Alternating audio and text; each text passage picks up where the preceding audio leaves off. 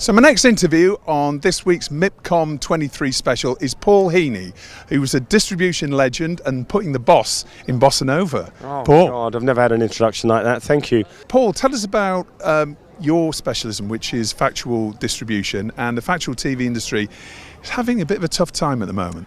It depends what size business you are. I think distributors normally, when there's a bit of a freeze or a downturn or a sort of mild just blip in the industry, which I think there is at the moment, distributors normally come into their own. A company the size of BossaNova, we're having a very good time, but then, you know, it's coming from a base which isn't huge, and so it doesn't take a lot for us to increase our numbers quite considerably. Maybe the industry needs a tweak, the way we look at it ourselves, but the big guys don't need to do anything. They're doing everything right. With these small to mediums, which we're moving into that category now, BossaNova, we probably need to continually look at what we do. How much are we going to grow by how much content we bring in, you know, how many salespeople do we have, how do we manage producers, how do we make sure we're doing the right thing for them. We're very entrepreneurial, we like to move quickly, and we're also looking at the industry as a whole the way you are sometimes, you know. You talk about less and less content in the marketplace, obviously as a result of less and less commissions. How does that change your strategy at a market like MIPCOM in 2023? Back at MIPCOM 19, and God, everyone's heard this, but we launched 55 new or returning series. And for me, that was, in a way, I thought, oh my God, look at this, isn't it amazing? For a sales team, and producers will be yelling, if anyone is actually watching this who's a producer, was saying, how are you going to actually have time to pitch my show? So for us now, 2 or 3 key big US deals wouldn't have happened had we had a bigger catalogue, had the sales team had way more shows to sell. There's without a doubt. So passing the time talking about one particular killer bit of content is the way forward for me. So it's more about the boutique approach, it's more about smaller, more focused catalogues, is that right? Do you think that, and is that going to be the same in the months and years ahead?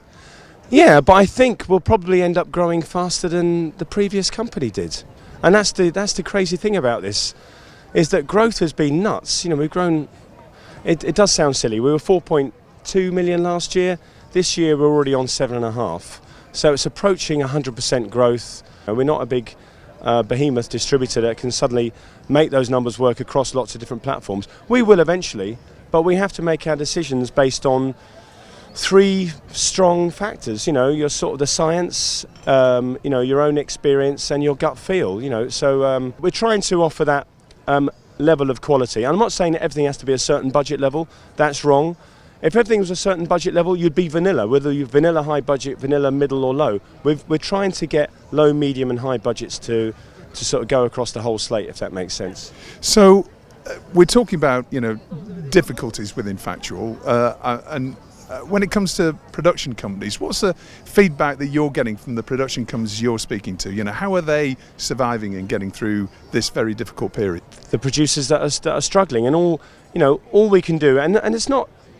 This is actually something that we have to do as well. This isn't something that distributors should do because it's a nice thing to do.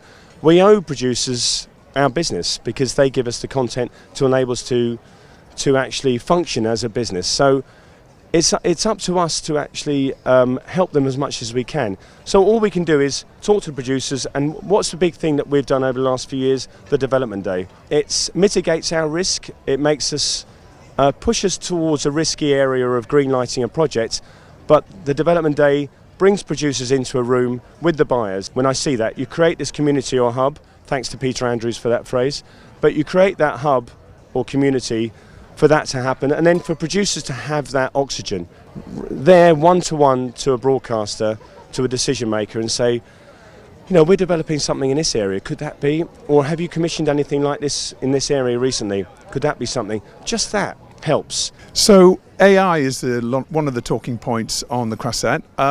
How's AI going to change distribution? No, who knows? I have no idea, Justin. I'm only seeing positive things with AI. I think it's going to free up the creative community even more. I don't think there's any reason to be afraid of it. I think with all change, and I'm a fine one because I'm the world's worst person at change, but I think you just have to embrace it as it comes along. And finally, For MIPCOM 2023, what are the key trends that you think are going to be the talking points, other than AI? But what about the buying trends, the selling trends? What do you think is going to be the key theme that's going to come out of the market? Maybe there's less package buying. Maybe there's more sort of very forensic buying going on. Buyers might be buying the same amount of content throughout the year, maybe, but they're buying it not in one big go, which means you need more time with that particular person. It's a lot more scientific as an exercise. So we've been saying it for years. Distribution should no longer be a commodity sell. It should no longer be something where you have room for what we call fodder or filler. There's definitely no room for that now. Paul Heaney, thank you so much for joining us. Great to see you as always, and have a good MIPCOM. No, it's a pleasure. Pleasure chatting, Justin. Thank you very much. Thank you.